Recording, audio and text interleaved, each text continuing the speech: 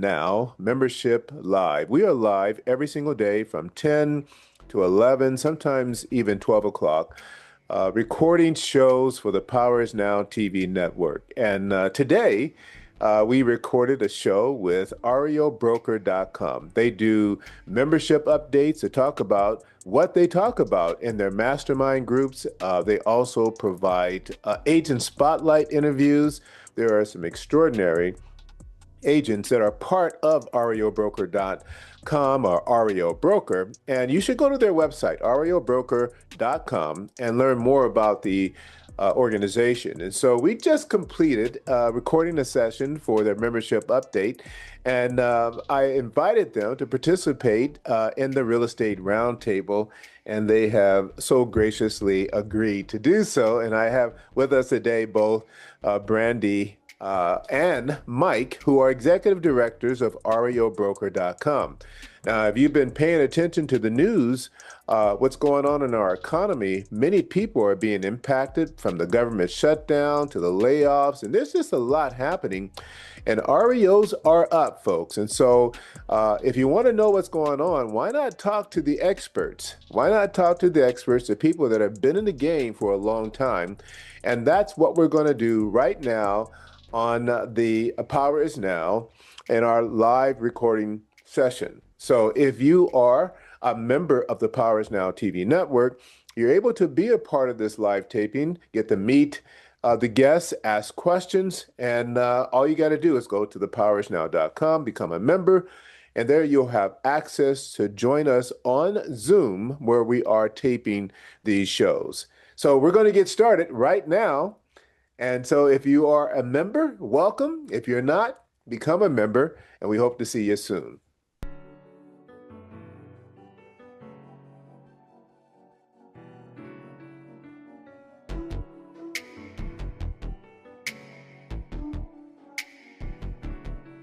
Hello, everybody, and welcome to the Power is Now Real Estate Roundtable. My name is Eric Frazier.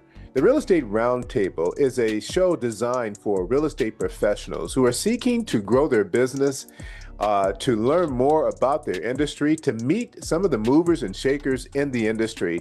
And I have been blessed to have interviewed some extraordinary individuals over the years. For 16 years now, we've been doing the Real Estate Roundtable, and I just encourage you to go and download our TV app or come to our website, become a subscriber member, and watch some of the interviews. And some of these individuals you may know, some you may not know. But here's what I can tell you for sure. They are bona fide experts. That's all we have on the Real Estate Roundtable. Bona fide experts of individuals who are doing big things in real estate every single day. This is what they do.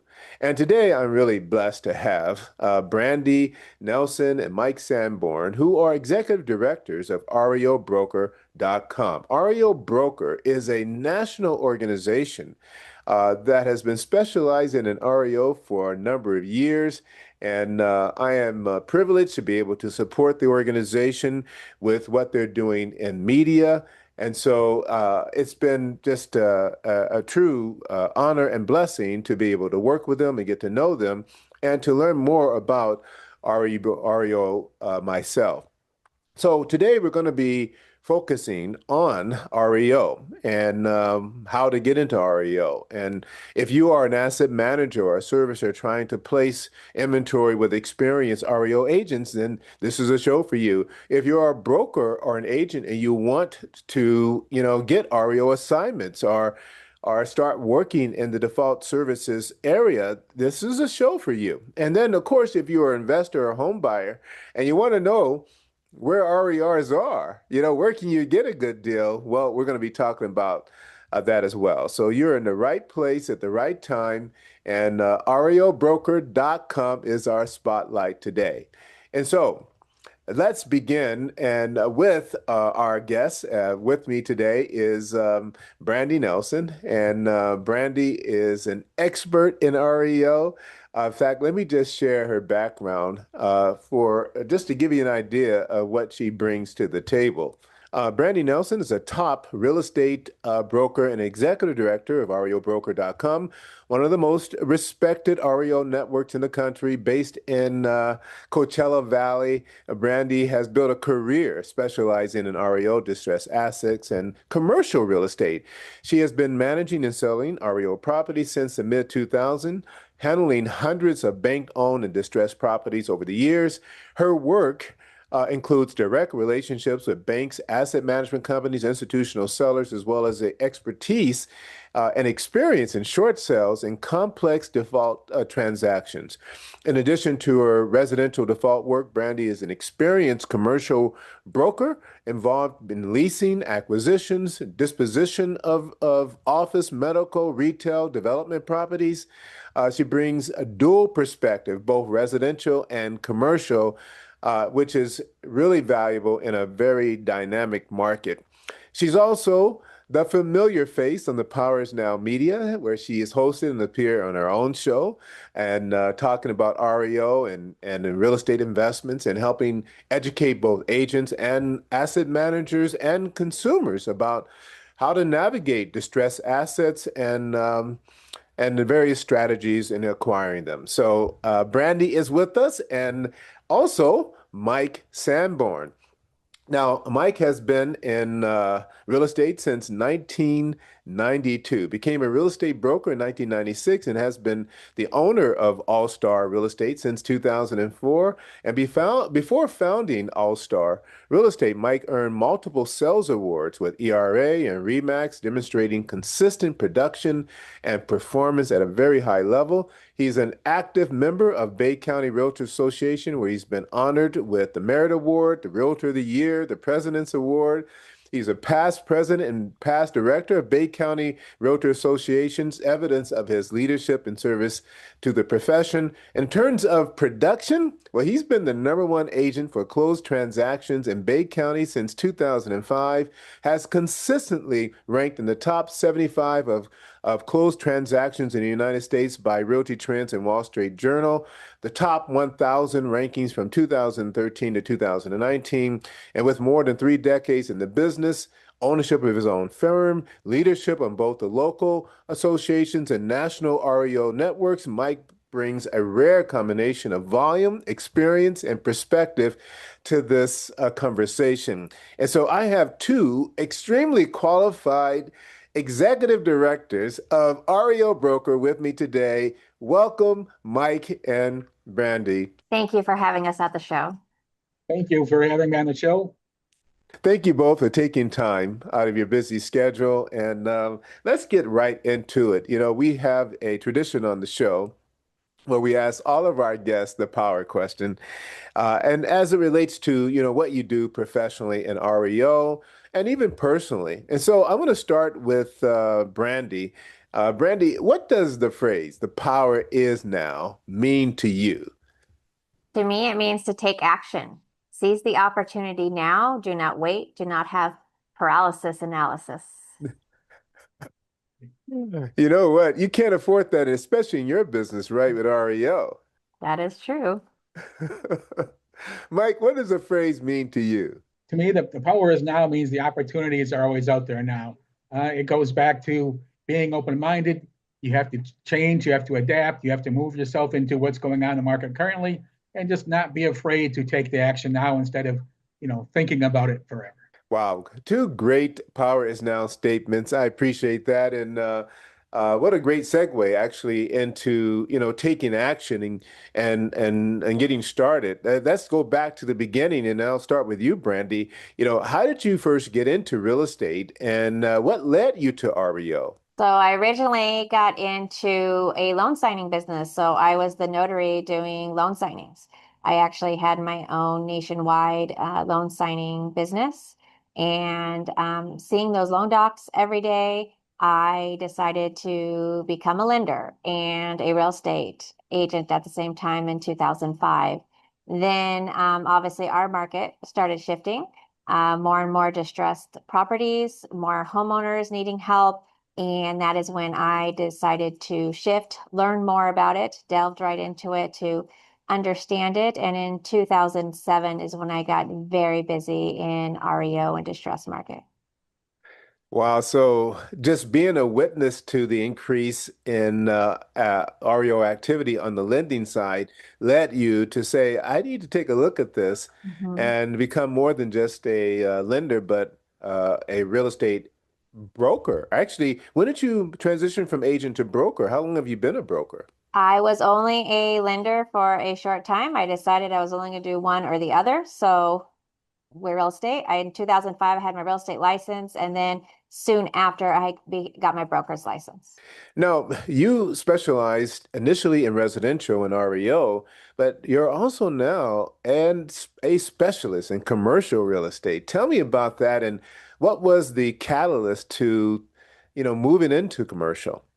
In REO, it's all about institutional sellers. It's not about emotion. It is about what is the numbers, what makes sense on these properties. And that's the same thing with commercial. Commercial is very numbers driven, cap rates, what is the best use. And so it was a great use of my skills to be able to look at what the best opportunities, the highest and best use for each property is. So it was an easy transition for me to go from REOs to commercial, and I do both quite well together. So they work well for me together. So how has that affected or influenced your approach to, asset managers on the residential side with this REO experience? I mean, because I think you make a great point, and that is the lack of emotion that exists in REO. So, but you don't, I've known you for a while. I don't see you as a cold, emotionless person. No, I do have emotions. No, but it's definitely looking at that property on where did that property, how did it look before? How does it look now? It's trying to find and being able to see past how that REO looks right now to be able to see how it could look, how it is going to look when a homeowner goes to buy that property. And what can you do to make that REO so that a first-time home buyer, any type of buyer will be able to come in and look at that. And sometimes it's not the best use for a first-time home buyer to buy that property. It's an investor to buy that property. So it's determining how. And so it's able to sit back and look at all the different ways that that property could be the highest and best use. Wow. Well, Brandy, I'm so glad you're with us today because REO is in the news, and we're going to talk about the activity that's been increasing. And one of the things that I know, just as a businessman, that you have to diversify your business. You can't just be a one-trick pony. Although there are many who will argue that doing one thing and doing it well is all you need. So there's two schools of thoughts on that. But uh, I think there's a real opportunity coming up with REO, and I can't wait for us to dive into the details. But before we do, Mike, you have a very impressive background and just in your sales acumen. I mean, what got you into real estate? How did you make the transition from your prior profession to real estate? And in fact, what was that? Actually, I worked sales most of my life in a family business growing up, but I went into the Marine Corps for 6 years. When I got out of there, out of the Marine Corps, I tried to buy a house. I had bounced from company to company and agent to agent, and I had a heck of a time trying to get this done. In fact, I wrote on a house before I was an agent, became an agent, listed 5 properties, sold 3, and finally closed on the one that I wrote before I was an agent. So I looked at it and said, I can do this. I can do this here. I did sales my whole life except for my 6 years in the service. So I decided, let's jump into this. Of course, it was scary at first, but I know I can do it. I have a good drive because I was fresh out of the service, was just getting ready to get married, just a lot going on, had a daughter. So we decided to make this what I wanted to do. Wow. Well, what a great story. And, thank you for your service in the military. What department or area in armed forces were you? I was MP in the Marine Corps for In the six Marine. years. So Wow.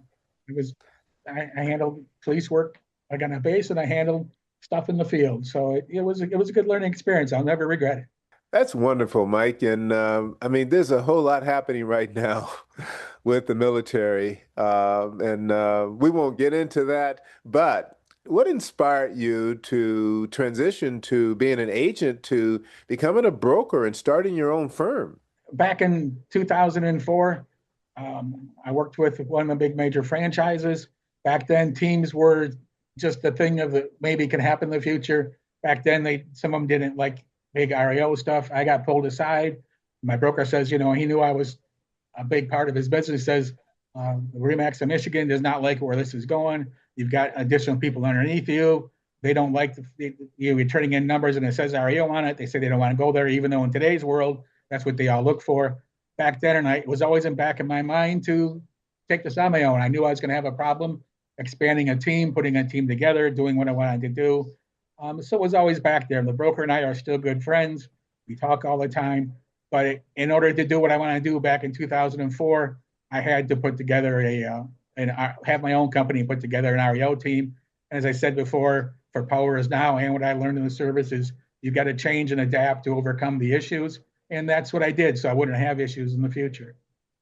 Well, Mike, clearly you not only became an owner, but you became one of the top producers in the county and for a long time, ranking in the very top.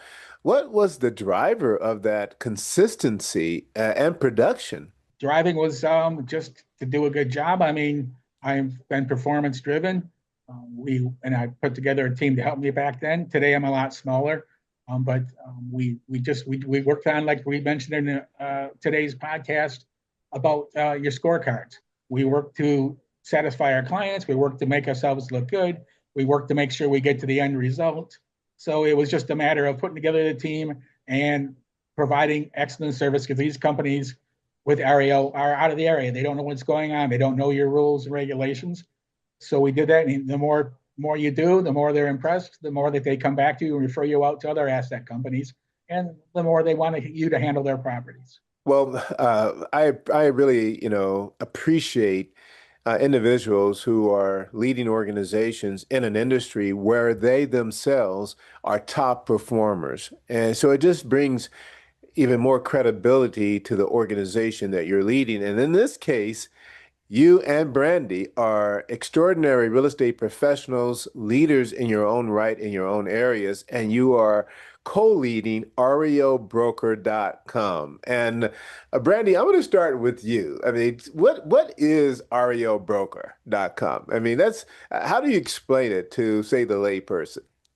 REO Broker is a national organization membership. It is for agents in all 50 states. These agents, we come together and we are the most experienced in our markets to handle REO distressed properties. But we do more than sell REO. We also do commercial, short sales, traditional, property management. So it's a gambit of professional services, and we share ideas, best practices to all make our lives and our asset managers and these homeowners to have the best service.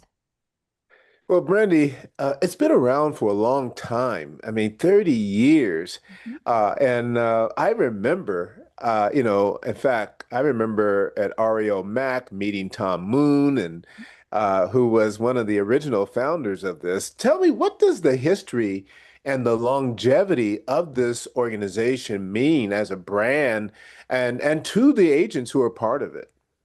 So REO Broker actually started over 30 years ago. Originally was called the California Real Estate Associate Brokers. At that time, it was for California brokers that got together to discuss what was going on in the REO market. Now, this is before all of the big conferences like Rio Mac and Five Star and NADP. So this was when they didn't have that. At that point, since it was just California brokers, they decided that they needed to expand, get collaboration from other agents from other states, and that is how REO Broker was formed. Mike, from the perspective of a top performing broker, all about performance and getting results, being a member of REO Broker has to provide some value, right? I mean, otherwise people are not going to pay, and we're going to talk about what does it cost and how do you even qualify to be a member of REO Broker. So, but Tell us about how it solves problems for agents who are members and helps them in their business. Just having we have a small group of members, and we're one of the smallest organizations, but we have a lot of criteria to become a member and territories. The the knowledge out there, I mean, Brandy and I run it, we both do a great job, but the knowledge of everybody put together just solves problems. You've got a problem, you've never heard of a company, you want some information, we have a chat line, you put it out there and somebody will jump in and give you their perspective. Somebody will jump in and give you the information you need, or somebody needs information. So just being the member and using the membership's extreme knowledge is very, very helpful and helps keep you out there. That's one of the great advantages of it. I was a member with it for a long time. So was Brandy, and we both kind of took over. And it's just been a great organization to work with and to keep expanding. Now, you guys are nationwide, and so how do you keep, track of what's happening in all 50 states? We have regular Zoom meetings. We also have a couple of broker development seminars, business development seminars at the major conferences now. So any of our agents there can jump on the Zoom meeting every week. If they're going to the conference, we put 4 hours aside to do on live updates, what's going on. So that's how we keep up. And again, the knowledge is from the brokerage, and passing it on is what's really sets us aside from any other organization. As executive directors together, what vision did you both bring to REO Broker, given the fact that it was already in existence, and so you and Brandy are taking the lead and running this thing and doing a great job at it, I might say. What was your vision as a leader and for the organization building on its 30-year history? Our vision was to expand it. We made some changes as far as, changes helped make the organizations grow. Brandy's really good in the technology part. She's really good in the networking part. She's really good in putting it. And then we both have experience. And then I'm very good in the networking part also. And I do a lot of the membership vetting, and I do a lot of the membership background checks. So I kind of know what we're looking for to make sure we have the best organization and the best vetted and best agents out there, or the training to make you the best agent in your area. Well, I'm glad you brought that up about vetting. And Brandy, maybe you can speak to this because, although you are promoting the organization, you do membership updates, you have a magazine, you have a TV show, but you have to have experience, right, to be a part of this group. And you guys are talking about things that require you to have some knowledge. Uh, Tell us more about that and how you are, preparing those who are members for the next cycle, and how you're meeting the needs of your asset managers and asset management companies and banks that are going to need more experienced and seasoned brokers in the future. Our organization, it's very important for you to have experience in REO Broker. In fact, we have agents that have been in our network for 30 years. So it is very important for us to have experience in the REO distress space, notes, etc. So we can't just have anybody come in, because an asset manager, when they want to use a agent as part of our organization, they know that agent already knows what they need to do. And that is very important to asset managers to have that been taken care of. The other thing that is very important to note is the reason why REO Broker is not a huge network is because we have exclusive territories, which means only one agent per area. And the reason why we do that is very important for everyone to share. You're able to share about your market, you're able to share what you're doing, and not having to worry about someone taking your information or using that information and competing against you. So that is a huge thing in REO Broker. Brandy, I think you just shared the secret sauce because that's so common that in organizations where you have competition within territories. And so, I mean, how do you really, grow and leverage the knowledge and experience of other people when they're worried about you taking their business? And so I think that is a very unique value proposition that you are exclusive in that you only allow one agent. So how exclusive is that? Like, could I be the agent for the whole state of California? No. Obviously, California is a very large state, but we try to keep everyone within a certain radius. We are trying to get as many people with knowledge and experience. We do have to turn a lot of people away because either we already have someone in that territory, they don't have enough experience yet.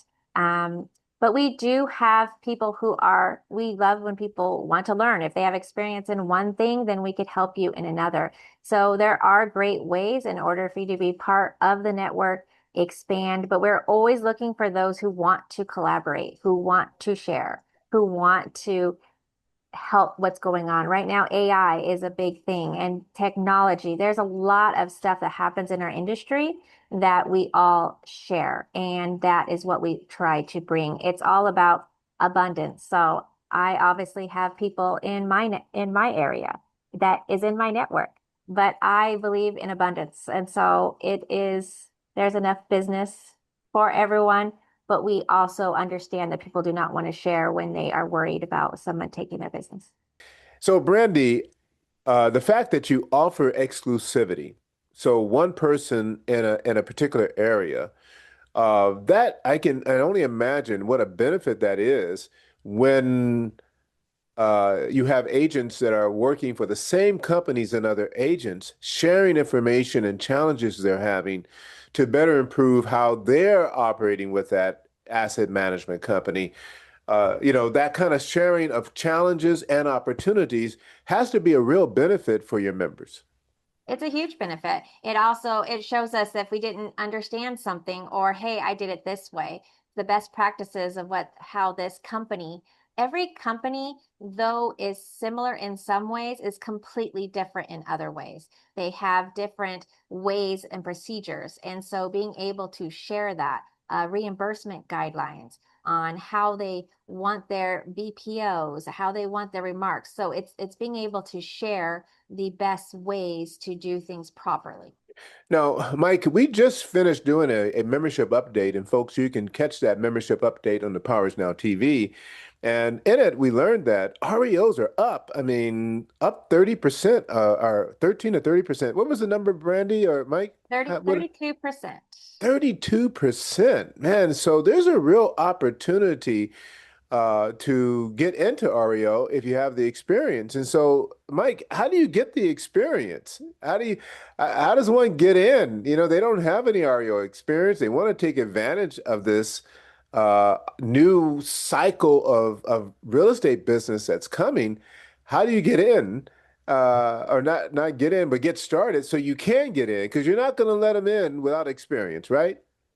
Correct. We don't let them in without experience. Like Brandy had mentioned earlier, some have some experience in some areas and we can help train you, but you have to have had part of the vetting process is how many REOs have you sold? What platforms do you use? If you can't tell me the platform is out there, that means you don't have even the experience to know that. So part of the vetting is somehow you've got to get in, you got to get a few REO assignments. You got to show me that you know what you're doing somewhat, and we can take it from there. There's no real one direct answer short of you proving to me that you can do it. Same as our territories. I can't put down an exact territory because we look at population, we look at office to office distances, we look at what you've done for the vetting process. So getting in the door somehow is by attending the conferences, by going out there and learning, by getting some business on your own, and then you start saying, yeah, I really want to do this, because you got to make sure you want to do it. And then you can come to us and say, hey, I've done this here, I've done these here, I've closed this many transactions, and I would really like to have your knowledge to help me improve my business. And that's where that has to start.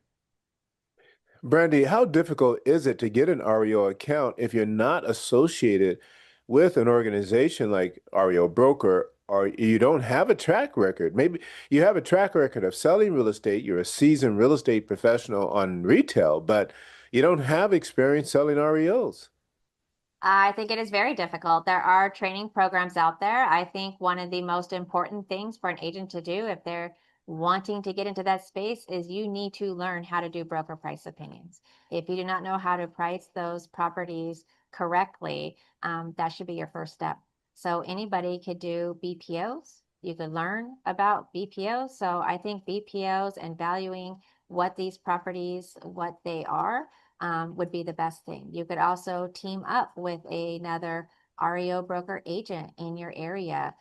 Same thing for commercial, teaming up with an agent to be mentored and understanding that process before you delve in and not know what you're doing once you get that property. So why would an REO agent team up with another agent, given the scarcity of REOs in some areas, and the scarcity of business in general? What can an agent offer an REO agent to let them in, to learn and to, get the experience? Obviously, that's going to depend on each situation, but somebody that is new is able to come in and say, hey, you've already done the BPO. Can I do the BPO so I could see what I came up with? And then you can compare it. That way you're able to eventually help that agent pictures, weekly inspections. There's so many times we have to check that property weekly, every week. And it's going to go check that property and doing the pictures. So there's a lot of ways that you could actually help an agent. And commercial, same type of thing. It's called a junior commercial agent, where you're running around doing the picture, showing properties. There's just a lot of different ways that you could help. Now, would this be paid, or you're volunteering your time to learn? That's all going to depend on the situation. So obviously that is something between you and the other agent, but it's just an opportunity of something that you could look at to see if that's something that you can do.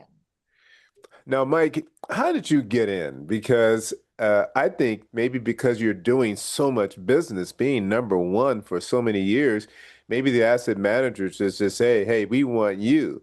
I mean, does that happen if you're just a top producer in your market area? The asset managers call you even without, REO experience. I got in locally and learned about REO locally. And again, it's another way an agent wants to get some experience. Is I had a Michigan bank get a hold of me, wanted me to handle a couple of properties. They were just calling around because they didn't have any in my area. And from that point on, I then contacted some of the other local lenders when I started learning what REO was from this company. And then I worked with credit unions. Again, they're not part of any big network. They're not part of any portal.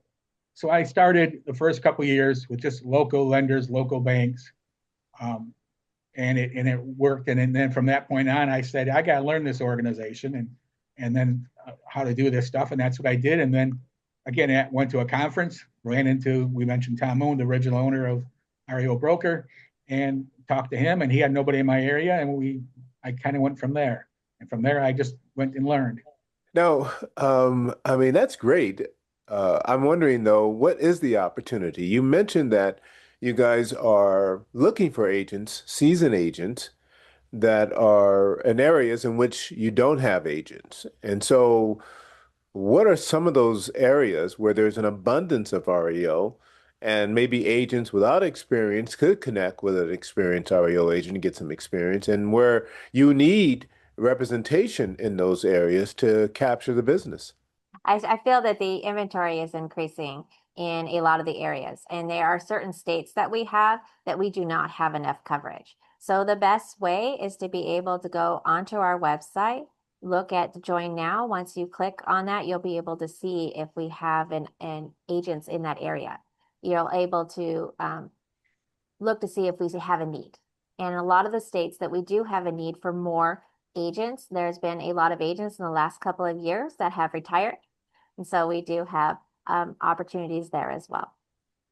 And that was a great point that Brandy brought up because, again, the United States is a big place. We're a smaller organization. We've got areas, maybe the REO inventory isn't great in some of the smaller rural areas, but that's where they have asset managers have their most difficulty is filling in some of the rural areas, some of the smaller cities. So again, if you go and check out our site, we might have openings there, and maybe it's not going to give you the great volume that you might want, but a dozen listings a year from an area is still a good start. And that's kind of where I'm in a semi-rural area, but now they've expanded me out past, they've expanded over the years. The asset companies have expanded me past from 10 or 15 miles away to 50 or 60 miles away because of our performance. So again, it's, yeah, everybody would like the area where you've got a few million people and 100 REOs, but you can do just as well, in a small area with 12 or 15 a year and get yourself a name. For those of you just joining us, we're talking to Brandy Nelson and Mike Sanborn, who are executive directors of REOBroker.com, and it's been a great conversation, folks. And we are about halfway through. We're going to take a break, and when we come back, we're going to get some states. I want to hear some names here. Tell me some states, some locations where you need some REO agents. And I know if you are an REO agent with experience, you probably want to know that. And even without experience, now you know the strategy, right? You got to connect with an REO agent in the marketplace and maybe do some things for free, get in on the team and learn the business and get in a position to become an REO agent. Now, you are listening to the Power is Now Real Estate Roundtable, or you may be watching on any of these streaming platforms. Hang in there. We'll be right back. Everyone knows the power of social media and the impact a strong online presence has in this day and age. But most real estate agents simply do not have the time to manage all the advertising and marketing details, and that's where the Power is Now Media steps in. We are the answer you have been looking for. Let us help put your brand on the map. We will create customized graphics for weekly full-page ads, social media content, video, and podcast content for you. Sound complicated and expensive? It is affordable and easy. We have the best experts on the job. Go to thepowerisnow.com and find us under the VIP Agent tab to learn more. This is the future of real estate. Join today. Thepowerisnow.com. And we're back. For those of you just joining us, welcome to the Power is Now Real Estate Roundtable. My name is Eric Frazier. And I tell you, over the last 16 years, I have been interviewing real estate professionals, from CEOs to asset managers to top agents, and it's been a learning experience for me. I have the best seat in the house to meet extraordinary people who are willing to share their knowledge, their experience, and help others, get into the game, whether it be buying or investing in real estate or becoming an agent or becoming an REO agent. And that's what we're talking about today. And we are honored to have Brandy Nelson and Mike Sanborn with us. They are the executive directors of REOBroker.com. Take a minute and go to the website, REOBroker.com. And you got to be a member to be a member of REO Broker. But on the homepage in the menu bar, you'll see that they have their own TV show. They have their own podcast. They have their own magazines. They have a HUD magazine and a real estate magazine, and information about REO happening in all 50 states. And so I don't know of another REO professional organization that has all that additional information for both their members and the general public, but they have it right here at REOBroker.com. Brandy and Mike, thank you again for taking time. I'm holding you a long time today. We just recorded a membership update, and now you're on the Real Estate Roundtable show. So I promise you, I'm going to let you go here shortly. Give me another 10 minutes and we'll be done. And so we ended the last segment talking about, qualifications and how to get in. And so I want to go direct here and get some clarity about where the opportunities are. So assume that the individual listening or watching right now is a seasoned REO agent. Maybe they're a member of another unnamed professional REO organization and nothing's going on there. They're looking for an opportunity where they can have exclusivity. Where would that be? We have several states and areas where we do need people. A lot of it is your Midwest, like even the bigger states, like Utah, Nevada, Arizona. You go up to the northern, Minnesota, Wisconsin, Iowa. A lot of the fiber states, we need help. Now, I can tell you that most of the big states and those states In most of the states around the country, the major metropolitan areas, we have coverage in. It's when you get to a little bit of the smaller areas, we may have somebody in the Chicago area is got a lot of people, but you get into the rural parts of Illinois, we don't have many people. We don't have people in the southern Indiana. We don't have people in the northern Wisconsin. The Milwaukee area now is open. That was one of the larger metros. I don't have a agent in, but so if you go to the website and put in a city or a state or a zip, it'll tell you if we have somebody there or not. But those are our major things. Same as Texas. I've got a lot of areas in Texas we don't cover. Yet, you send me for Dallas, you send me for Houston. I can't bring you in until somebody else retires out there, because the major metros we get a lot of applications for. Florida, same way. I've got, Orlando's and the big cities in Florida are covered, but your outlying areas, we don't have people. So those are some of the major areas we have it. Most of my East Coast, we do have some coverage, but there are some areas still open. Again, the major metropolitan areas are covered.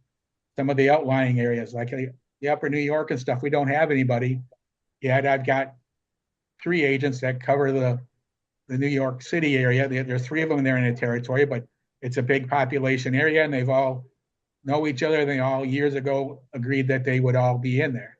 So again, you send me for something on Staten Island, I'm not going to be able to do anything. But you send me something up there in Buffalo, I know I need coverage up there. So if that helps you out, Eric. Oh man, it does a lot. Now I'm in California. Brandy, you're in California. Mike, you're in Michigan. What's going on in California? Do you have any openings in California? California's tough. We do have a lot of agents in California, but I'm not going to say that we have somewhere everywhere, because we don't, but we do have a lot of agents in California. So again, definitely check. And again, we do have a rule that if an agent that is already in our network gives you permission to be in there, then you can be in there. But Oh, so wait a minute here. Stop the presses. So an agent has exclusivity in a particular area, and if you get someone who wants to be in an area, you will actually make that introduction or that request, or do you just outright say no because somebody is there? no, I will reach out. I will reach out to that agent and say, hey, are you okay with this person? And there are a lot of people who work together and have no problem with someone being in that same area. Others do not, but it is the agent's choice, the agent that we've already been in. We are very loyal to our agents. Yeah, we're very loyal to the agents. I do on every vetting of a property. When I get an application, I'll call the closest agent if it's within a certain distant mileage, or I've got a small population, or even like my New York people. There's 3 of them down in there. They all work good together. But we make a phone call. This is what we have. I have an application process. What's your feelings on this person? What's your feelings if I add this person to my area? And like Brandy said, some would totally object against it. And some have no problem with it because they know that they might be covering an area that in a high population that they don't cover, because it takes you an hour and a half to drive across Atlanta. It makes sense. It makes sense. So I think agents with a mindset of abundance probably don't have a problem because they do a great job. They're getting plenty of business. And Brandy, you said this earlier. There's really a lot of business, enough business for everyone. And I think that if you're open and you have that mindset of abundance, it's going to come right back to you. Now, talk about the vetting process. An asset manager needs somebody, and why do they go to REO broker when they have? I mean, there's a number of other professional, REO organizations that provide the same kind of support you provide. So why do you think that asset managers, choose your firm, your organization to select REO agents? And what are you doing to ensure that the agents they select are really top notch and qualified to provide the support that the company needs? As stated before, we only use experienced REO agents. A lot of these agents have been in the business for more than 20 years. They've been part of the network. There's been some in the network more than 30 years. So that is very important for asset managers. Also, we have weekly Zoom calls every week We have asset managers that come on the call and do specific training on how they want their properties done. So an asset manager knows if they're using an REO broker member, that is a experienced, vetted REO agent who knows how to handle those type of properties. Wow, Brandy. So you're telling me that you're getting the actual asset managers who are managing these REOs to your Zoom calls to meet and see your agents and to tell them exactly what they're looking for in terms of their expectations and how they're managing REOs. That's happening on your Zoom calls. That is correct. And the agents are able that come on the Zoom call is able to ask questions, are able to have FaceTime through Zoom. We also have in person when we go to conferences, we have our business development seminars. We will have, when we can, asset managers that come into those as well to speak about what is going on. And so it gives them face to face. And it really is a huge asset being able to talk directly. We also get the people who run the platforms, so who run Pyramid, ResNet, Accelerus, giving us tips on what we need to do, how to use those systems. So we find out what happens in the beginning. So if there's a big feature that's coming out, we're able to know that right up front. So a lot of value.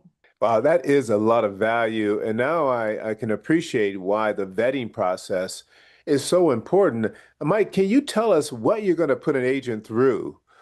Someone might be watching this right now and say, okay, I mean, count me in. I got some experience. What exactly is the vetting process, Mike, and how extensive is it?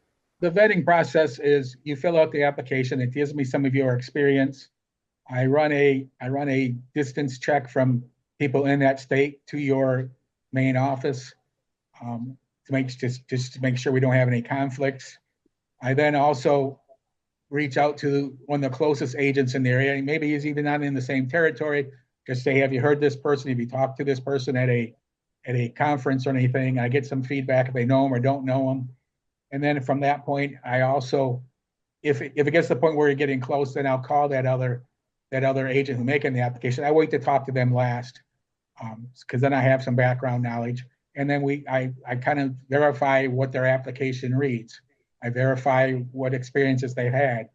Ask them for, what was their toughest one. Give me a little bit of a story on what you've dealt with. How do you handle the local laws? How do you handle the evictions? Are you prepared to manage this property for a while before you are even able to get it as a listing? So that's kind of what it goes for, because we want to make sure, because that's what the asset manager is going to do. They're going to want to make sure that their property is being managed correctly. Well, Mike, these sound like very experienced people, not just for asset managers, but for consumers who are looking. How many of your agents actually do both retail and REO? A large majority of our people do retail, do REO, do short sales. Um, some of them have their own retail department. Some of them have their own REO department. They break it up. A lot of them even do property management of people we deal with on doing rentals and doing property management for rentals and landlords. So like I said, we do more than just sell REO, but we start vetting for the REO broker just for the fact of you're going to get REO business. We want to make sure there. And again, if you say I've sold 20 or 30 houses, but I'm not experienced in some ways, you showed me those 20 or 30 were smooth transactions. We can train you on the rest. We can get our membership, sit on the Zoom calls. You will learn. I still learn. Brandy still learns. It's always changing. So that's kind of what's how we handle that. Brandy, who is the ideal REO broker member? I mean, give me an avatar of your ideal agent. My ideal agent is someone who collaborates, who shares, who explains what is working, someone who has experience, someone who is determined, someone who follows what the laws are in their state and area, but also follows instructions from asset managers and everything else that's needed. We're looking for high integrity, experience, and someone who really is involved and understands their market in their area. So the first thing you had to do is go to the website, reobroker.com, and apply. And they'll complete an application. And Mike, you do the vetting process. You'll call them and check their references and all of that, right? Do you handle that, or who handles that? Yes, I handle the beginning of the vetting, and then I'll collaborate with Brandy of, hey, these are the ones I think we should look at, and these are the ones that we can't work with. One, either they're on somebody's territory, or two, they just don't have any experience, or the local broker, filled me in on some stuff. So that once we get some vetting done, then I'll collaborate with her. So, assuming that they are approved, then what happens next? I mean, you guys have an orientation. Is there, a party? What happens next? And how do you integrate them into all your activities? Once they're approved, they are entered into our website. REO Broker has a website where asset managers are able to go in and look for an agent in that area. So any asset managers, homeowners, investors, anybody could go on the website and look for an agent in that area. So they're added to the website. They're added to our chat line, which in our chat line, once someone sends out a message, it goes to everyone. So they could ask a question. They could send out if they've got a spam email from somebody, whatever it is, they are able to get information through the chat line, and then they're able to see our webinars, our Zoom calls, which we do every Friday. They'll be able to see the topic and they'll be able to join in on those. So you have kind of two sides of REO Broker, right? I mean, you have REO Broker where you have private Zoom calls and webinars and you have private chat line, it's all just for the members. And then you also have the public facing. And let's talk about that. I mean, people can go to your website right now and they can find an agent that can help them. Maybe they are in the stages of foreclosure. They just got an NOD, or they know they're really, really late and an NOD is coming, and or maybe a short sale. I mean, talking to an agent who specializes in REO might be a good first move for people who are struggling. And so REObroker.com public facing could be a great resource for your agents as well as for consumers. 100%. You could go on. If you don't want to go on and search, you could always contact myself or Mike. We could help you find an agent in that area that could help you. Remember, a lot of our agents do distress, which means short sells, NODs, to give you advice. And we do work directly with banks, asset managers, etc. So we understand their processes and how to process those short sales and how to help you even before the foreclosure. Wow. Now, I'm thinking about this opportunity for REO brokers. You even have a magazine now. I don't that list all the REO brokers for the very areas. We probably need to update that because you're growing. But there's many ways where they can connect. They can call you and get a referral. They can go to your website. And this, we're talking about the general public. And um, what a resource that is, especially now because REO inventory is increasing, right, Brandy? Correct. Inventory is definitely increasing, and we have a strong presence locally, nationally, in the REO and distress space. So it is important to get your information out there. Looking out over the next 3 to 5 years, Brandy and Mike, where do you see REO? Right now, REO is definitely increasing. There is going to be a lot more REOs next year. I do think that REOs have changed the way things are being done, and that's why it's important to be part of a network like REO Broker in order to keep up with those changes. But there is definitely going to be distrust, and it's going to be around for a while. I concur 100% with Brandy on a lot of it. The REO is there. And unfortunately, what we talk about training and being on the Zoom calls is what we did in 2008, 2000 to 2014, 17 with the REO crash. It's going to be different this time. This is where our training and that I think helps keeps our agents with assignments, is because it's a constant changing. What was being done back then, how our processes worked back then. The banks have changed. The asset companies have changed. And we talked about consolidation and stuff today. on our other Zoom call. So that's where I see it's going. Is it going to be REO? It's going to be a lot of it. It's not going to be the crash, but it's going to be steady. And you're going to have to retrain yourself. Again, you're going to have to change to what these companies want. What was being done before is now being changed up with you dealing with hedge funds. You're dealing with private investors. You're not dealing with a single bank. You're dealing with possible short sales. So that's where I see it going, Eric. Well, I really appreciate you guys taking time with me today on the Real Estate Roundtable to talk about REO and, much respect for the experience you bring and for the incredible organization that you are running. And I have to say that we are, as a media platform, very honored to be a resource to help you in your outreach and having these various mediums from the magazine to podcast and TV show to show your success and your accomplishments, and also just to be a resource for both the industry and the general public. Um, in our final set here, I want to give you an opportunity to give me a couple of one-word descriptions. When I say REO, what would be one word, REO broker? What would be one word that you would say fully describes REObroker.com? I would go with, well, two different words: experienced and or knowledgeable. And I'll say professional. Professional. Wow. And then what would be one thing that asset managers, underestimate about great REO brokers? They underestimate the fact that a lot of them still have the perception we're just out there to collect the commission and get this property sold for as low as possible. When I know our agents go out there and fight for them to get them the best return they can get them. What would be one mistake that keeps brokers from getting REO assignments?